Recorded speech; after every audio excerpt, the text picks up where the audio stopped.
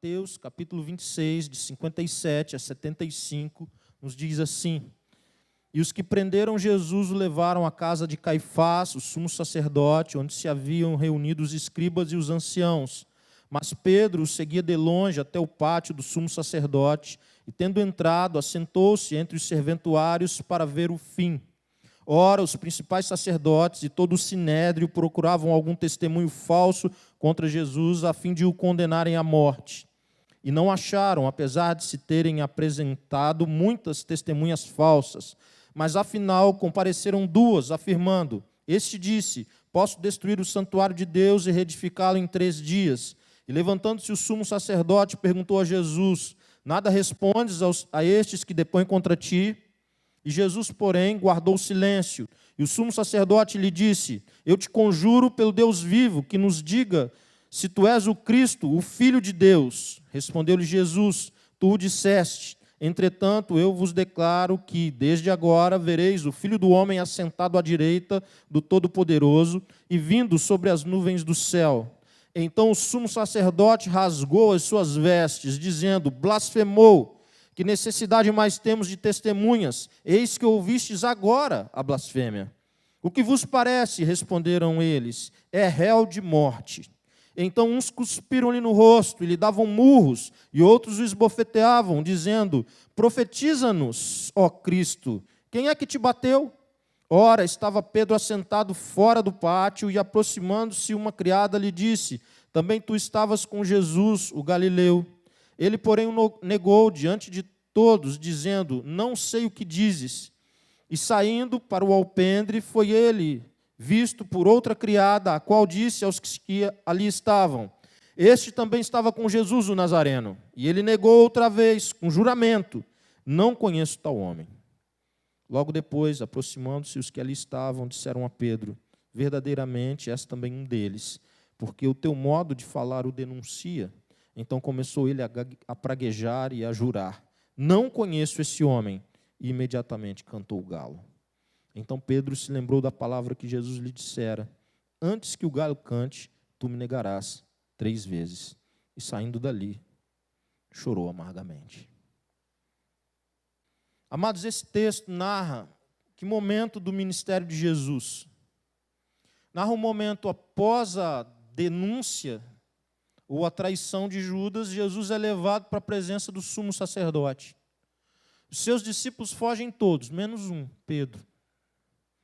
E é a partir desse episódio de Pedro acompanhando o começo da paixão de Cristo, é que nós vamos pensar a nossa própria vida a partir disso.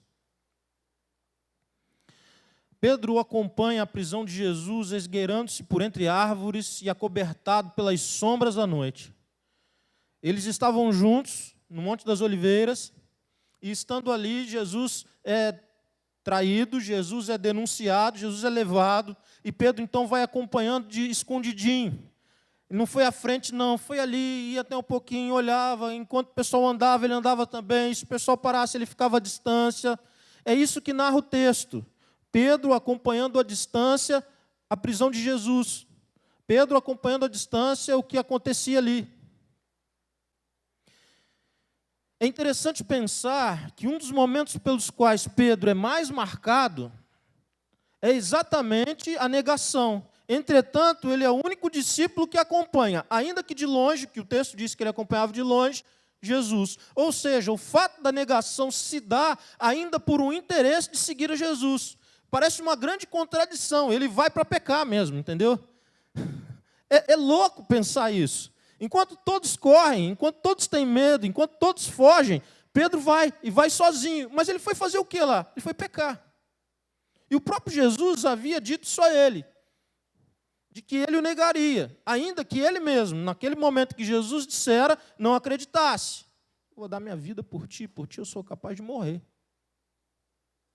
E dentro desse contexto, dentro dessa crise, entre o desejo grande de seguir a Jesus, de permanecer seguindo a Jesus, e todo o medo que tomava conta, o que se vê é um Pedro seguindo a Jesus de longe, um Pedro que está tentando ser fiel às suas próprias palavras, de que ele estaria pronto a ir à prisão ou à morte por causa de Jesus, mas palavras ditas apenas no calor de um entusiasmo, sem raízes profundas, sem a reflexão própria que o tema exige. Como é que foi a sua confissão? Fruto de entusiasmo? Foi na onda? Surfou uma onda e caiu numa confissão?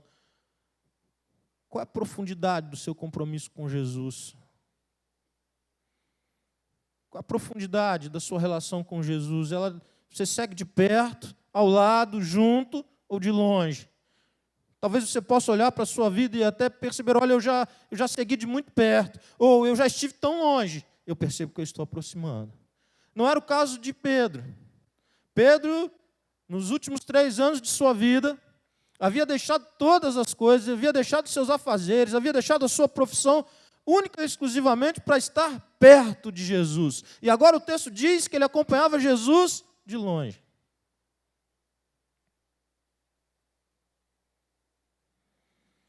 Confissões, fruto de entusiasmo apenas, elas não nos levam para o lugar seguro. Declarações de amor a Jesus, confissões de amor a Jesus, fruto única e exclusivamente de entusiasmo, vão nos levar a algum lugar, vão nos fazer avançar algumas casas, mas na hora do sofrimento, na hora da dificuldade, na hora da luta, na hora da contrariedade, na hora em que o chão treme, dá vontade de ir embora ou dá vontade de seguir de longe. É interessante que eu olho para essa passagem, eu olho para esse texto, e eu olho para o que está acontecendo ali, e eu pergunto, e talvez eu até tenha uma resposta no meu coração, de que isso ilustra muitas vezes o tipo de relacionamento que a gente tem com Jesus. Não dá para andar com Jesus 3 anos sem ter aberto mão de coisas, e de situações e de conforto. Jesus teve um ministério itinerante, ia de um lugar para o outro. Então, é fato que Pedro abriu mão de alguma coisa para estar com Jesus, senão ele nem chegaria até aqui. Muitos nem isso fizeram, muitos nem conseguiram dar o passo que ele havia dado. Mas no momento da dificuldade, não somente ele, mas todos os demais se distanciaram de Jesus. Ele foi o que menos se distanciou até essa altura. Mas todos, num primeiro momento, começam a dizer, o que está acontecendo aqui? Ele não é o rei, como é que o rei foi preso? Como é que agora a gente não pode reagir? Nós tínhamos 2 espadas e ele fala para não usar. Ele vai e corta a orelha do Malco e Jesus vai e cola na hora. Como é que é isso? Era para a gente estar passando o cerol aqui em todo mundo. Nós vamos dominar agora aqui. O patrão está na área e nós vamos dominar tudo. É tudo nosso. Essa era a ideia. Pegaram o patrão, filho.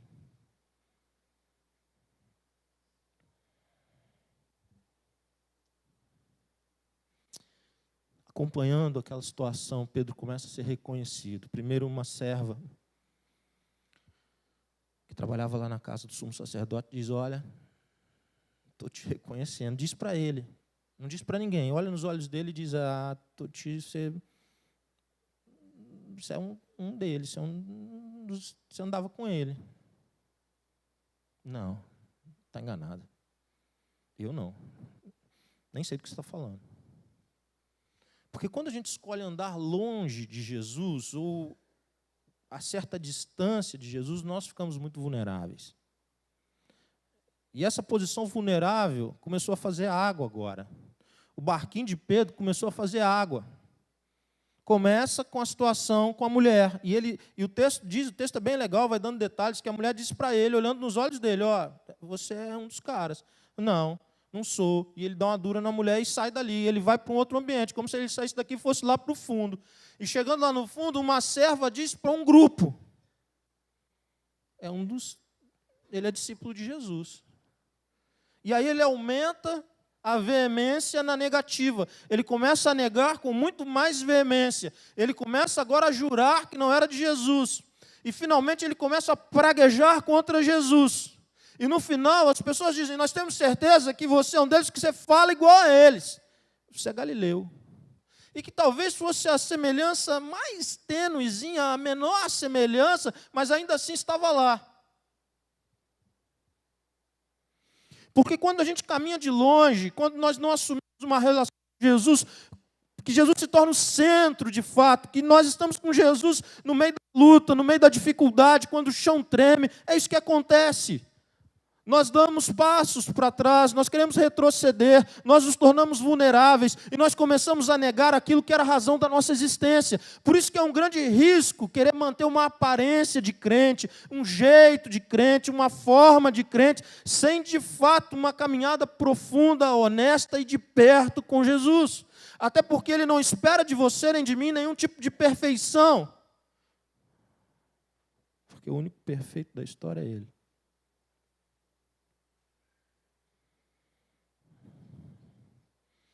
É preciso ter coragem para andar com Jesus. Porque agora, pressionado pelas pessoas, ele não consegue pagar o preço da impopularidade. Ser de Jesus agora era péssimo. Colocava a cabeça dele em risco. Poderia trazer situações de muita dificuldade para ele. E ele correu com o tia. Não dá para mim, não. Faltou coragem. Mas ele não era o corajoso? Quando falta coragem no corajoso, você vê como é que não estão os outros. Quando o corajoso está fazendo isso aqui, você imagina o que os outros não estão fazendo. A grande lição desse início é que Jesus,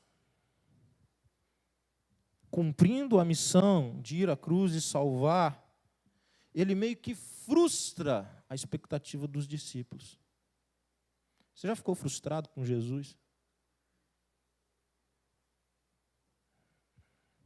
Já ficou frustrado com o Senhor? Ele já fez alguma coisa que falava, eu não faria desse jeito. Ele já deixou de fazer alguma coisa que você diria assim, como é que fez isso?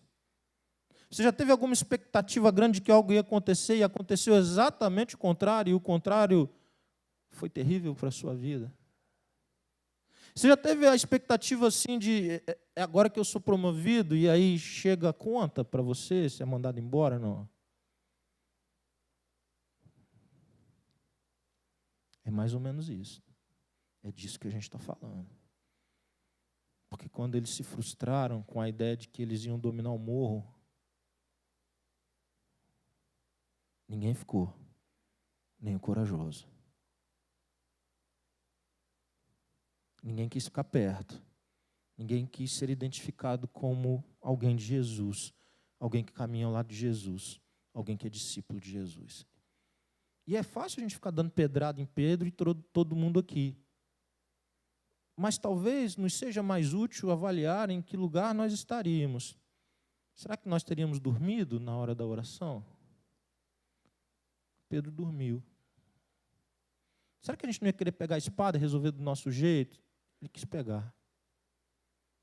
Será que nós não começamos a caminhar de mais longe quando as ideias do Senhor frustram as nossas ideias? Quando as ações do Senhor frustram os nossos ideais? Será que esse cara que a gente está olhando aqui com um olhar bem crítico, na verdade, não é um ícone de cada um de nós, ou de nossas famílias, ou daquilo que muitas vezes, infelizmente, a gente constrói com Deus? Será que não é exato? Será que se nós estivéssemos lá, nós também não dormiríamos no Getsemane, nós também não fugiríamos no momento da prisão, nós não negaríamos com veemência, nós não falaríamos mal dele? Será que isso não aconteceria comigo e com você? Será que a gente sabe pagar o preço? Ou nesse tempo em que é fácil, molezinho, é uma teta, irmãos, a gente poder chegar e falar, eu sou evangélico. Irmãos, é fácil. Qual o preço que se paga disso hoje? É muito pouco. Mas não é isso. É que o preço está em viver com Jesus. O preço está em dizer, olha, eu sou fechado com Ele. Porque Ele é o meu Senhor. Eu fechei com Ele. Eu fechei quando eu estou com dinheiro ou sem dinheiro, com saúde ou sem saúde, com emprego ou sem emprego. Eu fechei com Ele. E eu sei que Ele fechou comigo. O final do texto, ele é muito forte. Não aguentando mais a reação das pessoas, ele sai. O texto que ele sai chorando amargamente. Se eu ler em Lucas, e eu quero ler, vocês vão entender ainda mais o motivo do choro dele. Porque o Evangelho de Lucas, no capítulo 22, versículo 61, ele dá um detalhezinho, mas é igual aquelas coisas que mulher vê, né? Aquele detalhezinho que faz toda a diferença para esse processo, para esse momento da vida de Pedro, sabe, Cida? O que será que Lucas narrou? Lá no capítulo 22, verso 61, no momento em que ele está praguejando, no momento que ele está jurando, no momento que ele está negando Jesus, o texto diz assim: então, voltando-se o Senhor, fixou os olhos em Pedro. Você está falando mal dele. Você está praguejando contra ele. E ele está olhando para você. E agora, e Pedro se lembrou da palavra do Senhor, como lhe dissera: hoje 3 vezes me negarás, antes de cantar o galo.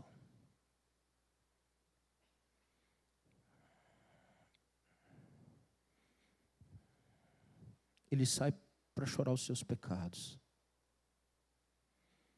Agora, não é apenas a dor de Jesus, mas é a minha dor. Porque as palavras dele agora encontram lugar no coração de Pedro. Enquanto ele estava dizendo: olha, manda para mim que eu resolvo. Eu vou para a prisão, eu vou para a morte. Jesus está dizendo: antes que o galo cante, tu vai me negar 3 vezes, filho. E agora cai essa ficha para ele. Cai essa ficha de que ele não deu conta. Ele não deu conta de andar com Jesus, ele não deu conta de andar com Jesus na hora da dificuldade. Ele queria muito andar com Jesus. É muito interessante quando a gente estuda essa passagem que eu li anterior, no texto grego, porque diz, quando fala que ele segue a Jesus, está dizendo que ele segue com força. Ele não foi seguindo, ele fez força para seguir. Ele queria muito seguir, mas ele não deu conta. Em algum momento você já não deu conta? Em algum momento, frustrado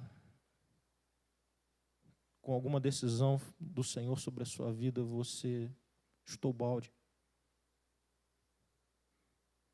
Só que você não estava olhando para Jesus, nem Pedro. Mas quando ele olha os olhos do Mestre, alguma coisa acontece dentro do coração dele. Os olhos de Cristo penetram a alma de Pedro e ele se lembra das palavras do Senhor. E se lembrar das palavras do Senhor, não apenas aquela que disse que ele negaria antes que o galo cantasse, mas de tudo aquilo que o Senhor havia dito que faria e que seria. Todas as palavras do Senhor começam a vir ali à mente de Pedro, e é isso que traz transformação. Sabe o que te aproxima de Jesus? Sabe o que te faz vir para mais perto de Jesus? Quando você começa a ouvir e a dar atenção àquilo que você já ouviu, que o Senhor já te disse. É quando o Senhor começa a trazer à sua memória aquilo que Ele já disse que Ele é, que Ele faz, que Ele já disse sobre a sua vida, que Ele já disse que faria por você, que Ele já disse que faria em você. Esse é o início da transformação de Pedro. Em Lucas capítulo 26, verso 75, é a narrativa de Lucas quando ele sai e chora. Mas lá no 24:12, e você pode acompanhar se quiser, a coisa começa a clarear. Porque lá em 24:12 de Lucas diz assim: Pedro, porém, levantando-se, correu ao sepulcro, e abaixando-se, nada mais viu, senão os lençóis de linho.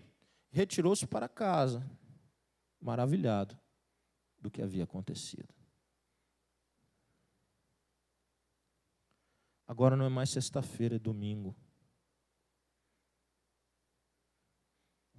Agora 3 dias se passaram. E a história, não somente de Pedro, vai ser mudada. Quando Pedro sai do pátio da casa do sumo sacerdote, ainda é sexta-feira. Quando ele sai dali, a última notícia é trágica, é terrível, a respeito de Jesus e a respeito dele mesmo. Mas agora a notícia a respeito de Jesus é a melhor. A de Pedro ainda vai ter que ser revelada. Mas a respeito de Jesus é que, como Dário bem disse na sua oração, não é possível encontrá-lo entre os mortos, porque ele vive. E é isso que volta, é isso que vem ao coração de Pedro. Esse texto é bacana, quando a gente lê antes, diz que ele vai correndo. Pensa a necessidade. As mulheres chegam ao encontro, ele não dá a menor bola para as mulheres, ele não acredita nas mulheres, achava que era tolice, coisa de mulher. E eles vão dentro e Pedro vai. E quando ele chega lá, não tem corpo. Cadê o corpo? Não tem. Ele está vivo. E as mulheres disseram, o anjo falou que ele está vivinho. Mas não foi só isso. Se você quiser abrir a sua Bíblia em Marcos capítulo 16, versículo 17, você vai poder aprender um pouquinho mais sobre como Deus trata pessoas que o amam, mas estão em dificuldade de obedecê-lo. Marcos 16, 17 diz assim: mas ide, dizei a seus discípulos e a Pedro, que ele vai adiante de vós para a Galiléia. Lá os vereis, como ele vos disse. Espera aí, diz aos discípulos e também a Pedro. Diz aos discípulos e também a Pedro. Amados, por que Jesus manda um recado especial para Pedro?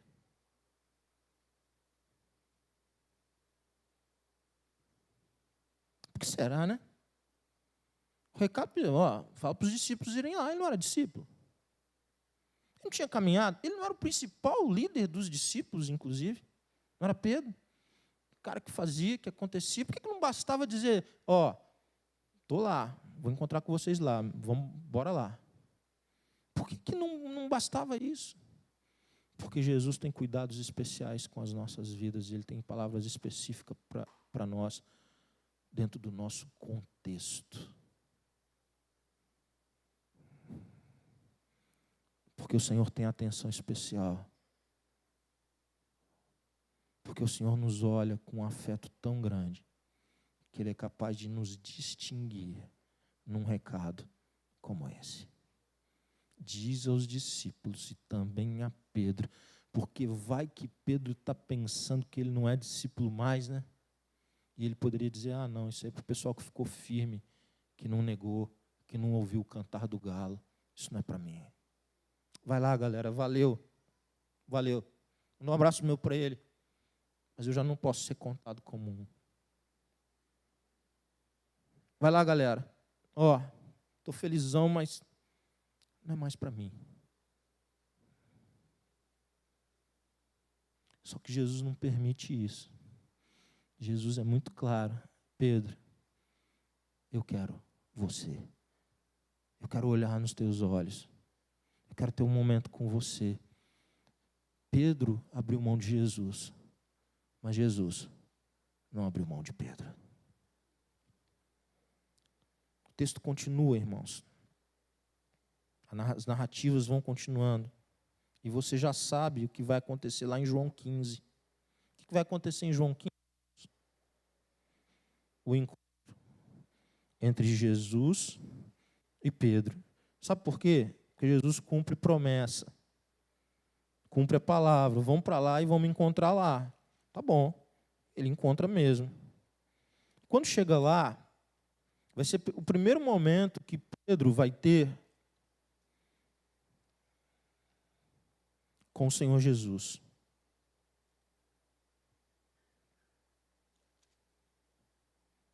Só não é João 15, né, irmãos?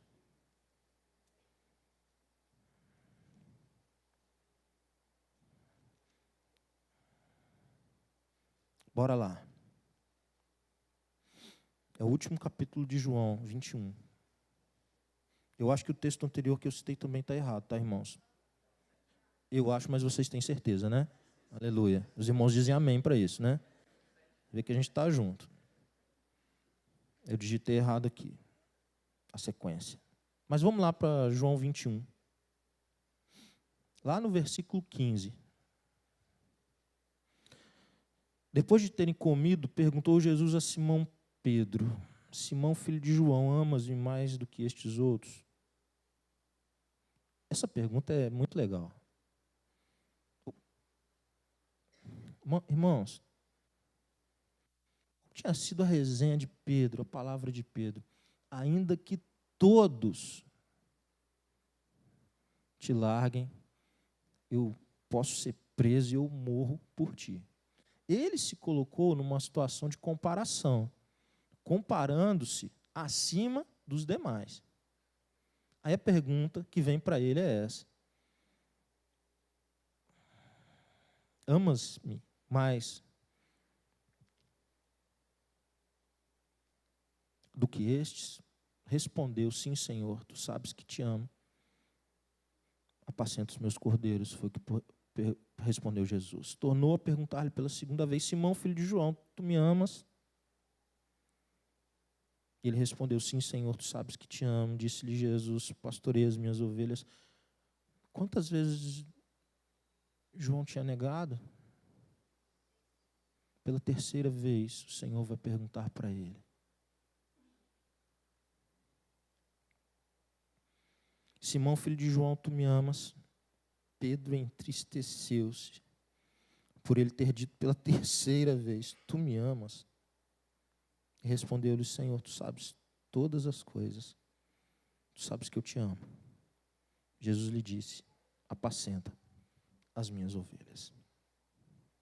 Tem uma mensagem no texto grego que também não é possível perceber em língua portuguesa. É que por duas vezes Jesus pergunta para Pedro se ele o amava com amor imperfeito. Mas na terceira vez ele pergunta para Pedro se Pedro o amava com amor perfeito. E aí foi um baque. Porque agora era muito claro para ele que o amor dele por Jesus tinha uma série de imperfeições. Ele cresceu, ele amadureceu. Ele percebeu que aquela declaração inicial, cheia de empolgação, cheia até de vontade, mas era com pouca reflexão. Ele percebeu que o amor dele não deu conta na hora H. E que o amor perfeito era só o de Jesus por ele, não dele por Jesus. A palavra de Jesus para Pedro é restauradora por completo. Jesus poderia dizer: olha, Pedro, beleza, ótimo, formidável, é isso aí, guerreiro, estamos juntos. Mas seguinte, volta para a pesca, tu não dá para o negócio não, mano. Volta para a pesca. Vou te dar uma moral, vou botar uns peixinhos para ir direto lá no teu barco, na tua rede. Estamos juntos, viu? Mas volta lá. Mexe com isso mais não, tu não dá para o negócio. Teu negócio não pode ser gente. Teu negócio tem que ser bicho mesmo. Volta lá. Mas estamos juntos, estamos fechados. Na eternidade fechou, é nós. Tu é meu faixa. Ele não faz isso. A resposta direciona a vida de Pedro. Apacenta as minhas ovelhas. Cuida de gente. Cuida de gente. Gente é falho. Gente promete coisas e não cumpre. Gente boa como você. Gente que ama como você me ama. Gente que precisa de cuidados como eu cuidei de você. Vai lá, mano, e arrebenta. Cuida de gente. Apacenta as minhas ovelhas como você tem sido apacentado por mim. Quando o Evangelho de Marcos foi escrito, que é aquele texto maior que eu li no começo, ele foi escrito depois da morte de Pedro. E quem escreveu já sabia do resultado final da vida de Pedro. Porque o resultado é que Pedro obedeceu com todas as suas imperfeições ao mandamento e comissionamento de Jesus.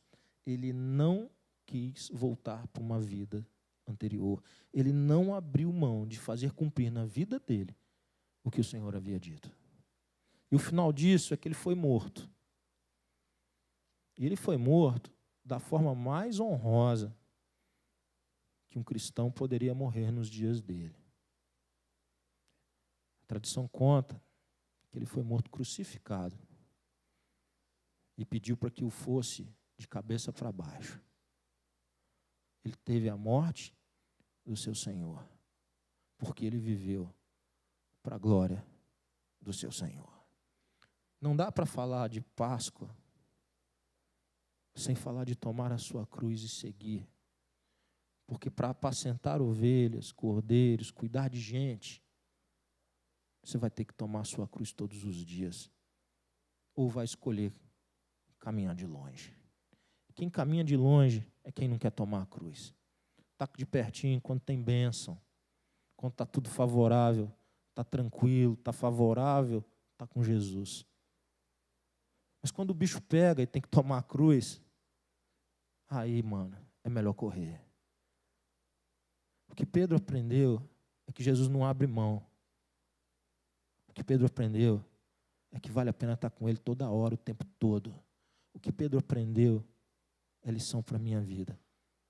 E não dá para passar pela Páscoa, comer chocolate, de repente até um bacalhau. Maravilha, hein? Teve bacalhau, coisa linda um bacalhau. Mas não dá para passar por isso ano após ano, paçoca, sei lá o quê, canjica. E não olhar a vida e dizer, qual a minha situação? Eu estou caminhando de perto ou de longe? Eu dormiria ou eu oraria? Eu correria ou eu estaria junto? Eu fechei com ele ou não fechei? Eu choro os meus pecados? Eu vou ao encontro dele? Eu confesso que meu amor é imperfeito. Eu quero encerrar a minha fala, irmãos.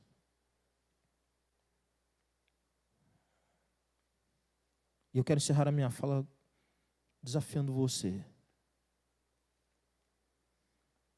Eu poderia pegar vários personagens da paixão de Cristo. Pedro é um bem claro assim, sabe? Mas eu poderia pegar Pilatos. Tem gente que age em relação a Cristo como Pilatos agiu. Acha que Jesus é formidável, mas não se compromete com nada. Lava as mãos e pronto. Tem um monte de gente vivendo assim. Não diz nada mal de Jesus. Mas não fecha com ele. Eu poderia falar de Judas. Ele viveu as mesmas coisas que Pedro, estava junto o tempo todo. Mas o Deus dele era outro. O Deus dele é aquele que a gente refletiu na semana passada. Tem um monte de gente assim com Jesus. Enquanto a coisa está bem, está tudo bem com Jesus. Enquanto tem dinheiro, caminha. Vai de arrasto. Mas não sabe passar por uma crise. E quando nega, é orgulhoso demais para se arrepender. Então é melhor se matar. E se mata porque não se dobra. Se enforca porque não se dobra. Põe a corda no pescoço porque não é capaz de dobrar os joelhos, porque não é capaz de dobrar o pescoço em sinal de humildade. Sabe como é que a Bíblia, o termo bíblico para gente orgulhosa, gente que não dobra o pescoço, dura cerviz. Quem que é a pessoa de dura cerviz? É o que não se dobra de jeito nenhum. Então se mata, mas não se dobra. Eu poderia pegar vários personagens, mas eu entendi de Deus que Pedro tinha lições para as nossas vidas nessa noite. E eu quero fazer um único desafio para você. Eu quero fazer uma única questão para você avaliar. É quando a terra treme, quando os soldados vêm, na hora da dureza, qual é a resposta que você tem dado? Baixe sua cabeça, feche seus olhos, para você meditar. na hora que você está frustrado, na hora que o Senhor não fez o que você havia determinado que Ele fizesse, do jeitinho que você queria, como é que você reage?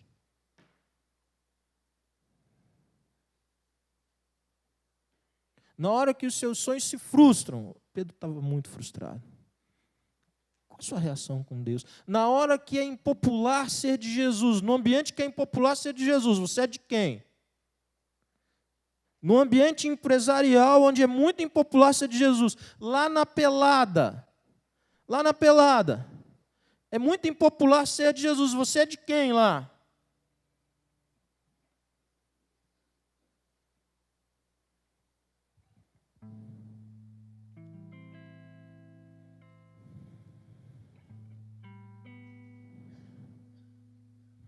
Qual que é a resposta que você dá para o Senhor Jesus nessa hora? Você me ama? Com qual amor você me ama? Porque Ele vai te dizer o que Ele disse para Pedro. Eu não abro mão de você. Eu te amo com meu amor perfeito. E é a minha perfeição que transforma a tua vida.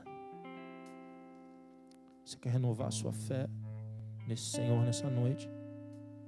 Quer renovar a sua esperança, mas sobretudo você quer renovar o seu compromisso com esse Deus nessa noite? Não importa quantas ou de que formas você o tenha negado, não importa quão longe tenha andado, Ele mandou recado para você. Vai lá na Pedras Vivas, eu vou me encontrar contigo lá.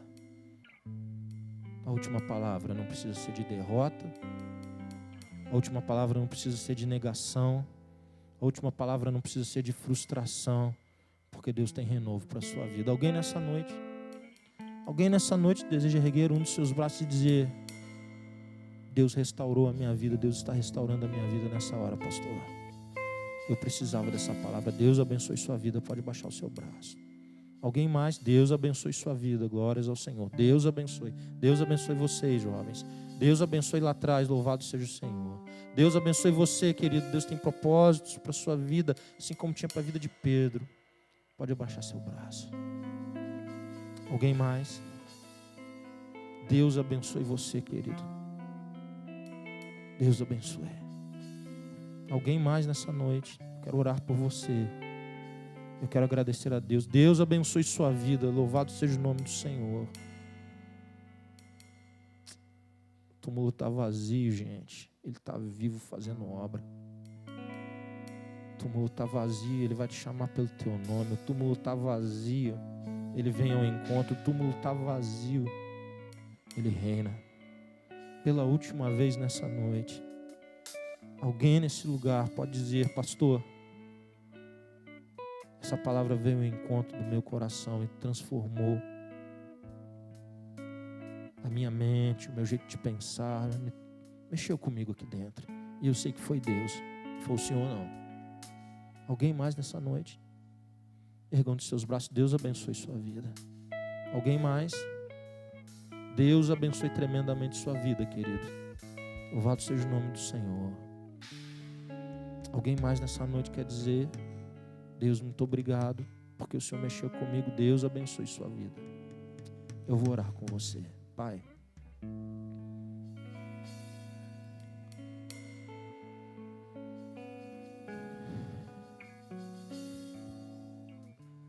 tentaram de todas as maneiras, Deus, encobrir a verdade, transformar a verdade em mentira. Mas o Senhor dirige e reina. O Senhor conduz todas as coisas. E a verdade é que o túmulo ficou vazio mesmo, Deus. Não foi ninguém que roubou o corpo.